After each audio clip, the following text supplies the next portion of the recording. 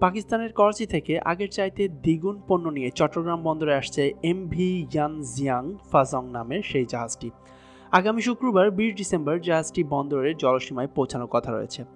জাহাজটি স্থানীয় প্রতিনিধি শিপিং কোম্পানি বিষয়টি জানিয়েছে বন্দর কর্তৃপক্ষকে।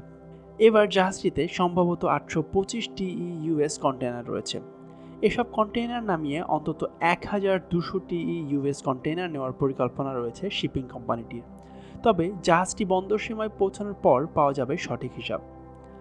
পাকিস্তানের করাচি বন্দরের সঙ্গে চট্টগ্রামের সরাসরি কন্টেইনারে জাহাজের যোগাযোগ চালু হয় নভেম্বরের দ্বিতীয় সপ্তাহে।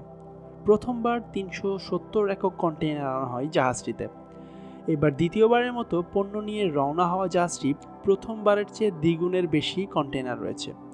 এসব কন্টেইনারে কী পণ্য রয়েছে তা জানা যাবে শিপিং কোম্পানিটি অনলাইনে আমদানি পণ্যের বিস্তারিত বিবরণ জমা দেওয়ার পর। মূলত পোশাক শিল্পের কাঁচামাল ও রাসায়নিক, খনিজ পদার্থ ও ভোগ্য পণ্য এইসব পণ্যই পাকিস্তান থেকে আনা হয় কন্টেইনারে। এবারও জাহাজটিতে এইসব পণ্য থাকতে পারে বলে ধারণা সংশ্লিষ্টদের। রিজেন্সি লাইন্স লিমিটেড বাংলাদেশের জাহাজটির স্থানীয় প্রতিনিধি হিসেবে যুক্ত হয়েছে। এর নির্বাহী পরিচালক আনিসুদ্দৌলা জানান, প্রথমবারের তুলনায় এবার পাকিস্তান থেকে কন্টেইনার আনার হার বেড়েছে। কন্টেইনারের সংখ্যা বাড়লে নতুন এই পথে জাহাজের সংখ্যা বাড়ানো হতে পারে। vessel-finder.com থেকে জানা গেছে, সংযুক্ত আরব আমিরাতে পাকিস্তানের করাচি বন্দর হতে চট্টগ্রামমুখী জাহাজটি শ্রীলঙ্কার কাছাকাছি রয়েছে। গত 11 ডিসেম্বর পাকিস্তানের করাচি বন্দর থেকে সর্বশেষ কন্টেইনার পণ্য বোঝাই করা জাহাজটি আসে। 21 ডিসেম্বর জাহাজটি চট্টগ্রাম বন্দরে নোঙরের কথা রয়েছে।